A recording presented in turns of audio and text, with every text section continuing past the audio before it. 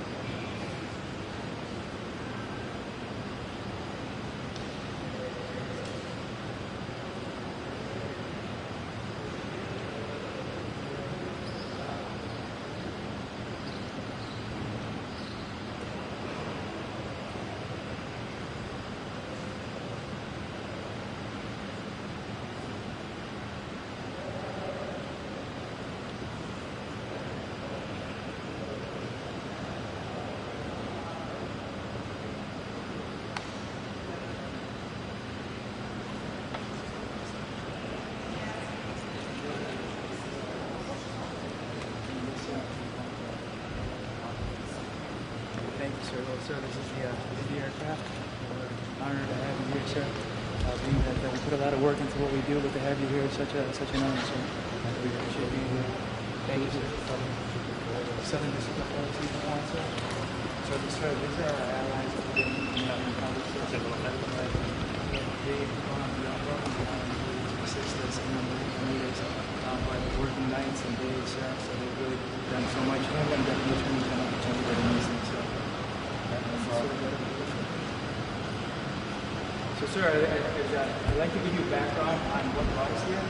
So, in April of 2023, we received a walk-in to the embassy. The person spoke to RSO. When they spoke to RSO, they said they would like to speak to Homeland Security.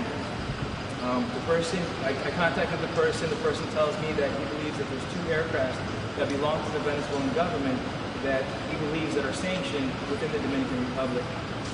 Shortly thereafter, I queried some databases, and I learned that one of the 2 aircraft was sanctioned in January 2020 under the Trump administration and put on the SNL list, and blocked properties list. So shortly thereafter, we reached out to our Dominican counterparts. We also learned that the Department of Commerce in Miami had an open investigation on the sanctioned aircraft. We reached out to our Dominican counterparts, and with our vetted unit, they quickly located the aircraft right here in this hangar space, sir, 2 of the aircrafts.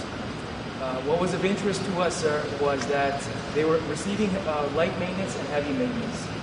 One of the aircrafts was, would be done in a shortly amount of time, but that aircraft was purchased in 2023 by a shell corporation, by a fictitious corporation. But besides being bought by that corporation, the aircraft was flown from Boca Raton to St. Vincent, even though it was registered as St. Martin. And immediately thereafter, it was flown to hangar number 4 in La Carlota, the presidential hangar for Nicolas Maduro. Since then, that aircraft was utilized for every single state visit by the illegitimate president Nicolas Maduro, to include the 2023 U.S.-Venezuela prisoner swap. So we were able to find out about that aircraft. This aircraft was sanctioned, but shortly thereafter, they repaired the aircraft. This aircraft here you're looking at, sir, is a 2003 Falcon, and this one's a 2000 EX.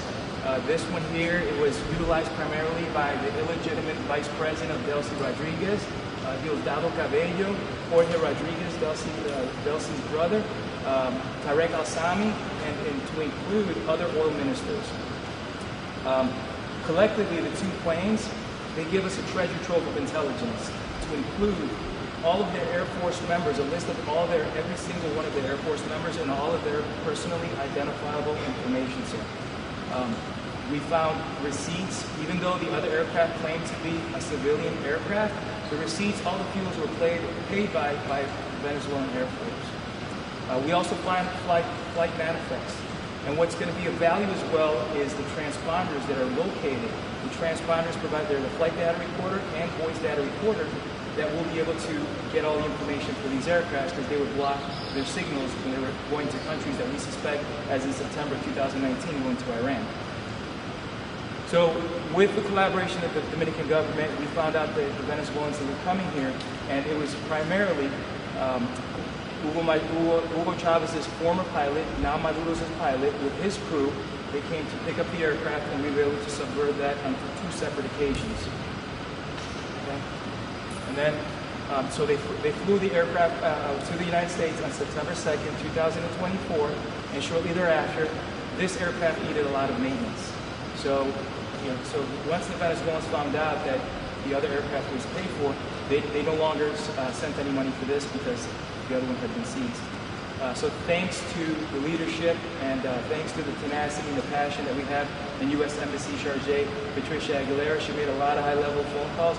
We were able to get the money to fix this aircraft and proceed with the forfeiture, with the seizure of the aircraft. So, Rob? Sir, I present to you the seizure warrant obtained by the Department of Commerce in Miami out of Southern District of Florida. The seizure warrant was submitted, and we are now able to take the aircraft back to Miami within the next 45 days to 60 days, sir. Sir, HSI has a total of approximately 93 foreign offices in 63 different countries, sir. And we will relentlessly go after the illegitimate Maduro regime, anything that is sanctioned, and all transnational organized crime, sir.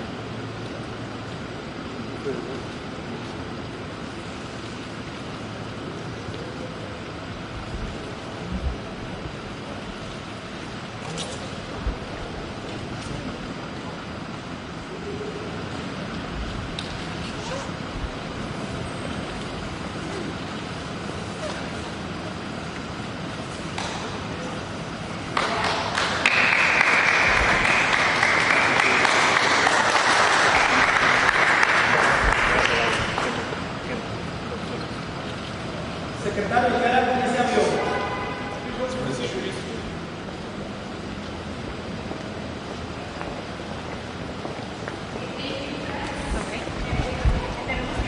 Okay, press, we're going to put this way. So you want to, U.S. press, going to head back out to the van. Vamos a salir. Okay. Con permiso, ¿tenemos que ir saliendo? Pregúntame la el señor que le dio la explicación al secretario.